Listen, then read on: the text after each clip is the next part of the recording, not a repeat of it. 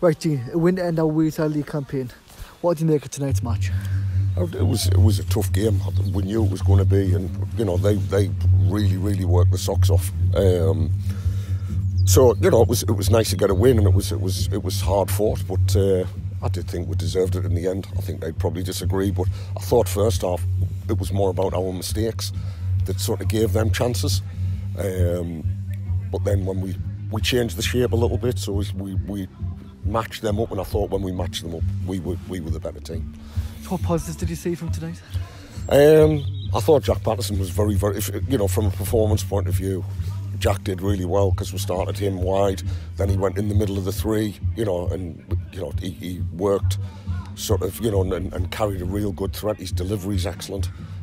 He's been good last few games,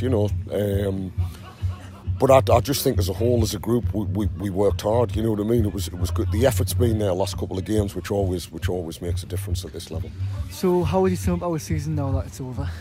Well, I said to them at the start, I think we'll look back and it'll be a bit disappointing, in terms of probably more how we finished, where we are in the league. But we've got to be realistic. It's still early days as part of this project as a whole. So we've probably underachieved a little bit this season.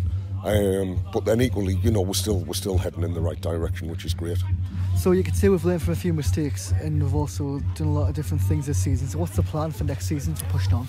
Well, the plan is always to try and sort of grow as a squad. We're bringing in a development squad, so that'll give more of the younger players more of an opportunity. We want them working in the way that they can transition into the first team quicker. Because ultimately we'll need that. Recruitment's always an issue, and we've got to get lads to the quality that we need quickly, and if that's sort of like young players, we've got to work with them as much as what we can. So we're setting some memorable games this campaign. You mentioned it slightly there, but did we achieve what we set out to do? Yes and no. We fell short in certain games that were disappointing, like this.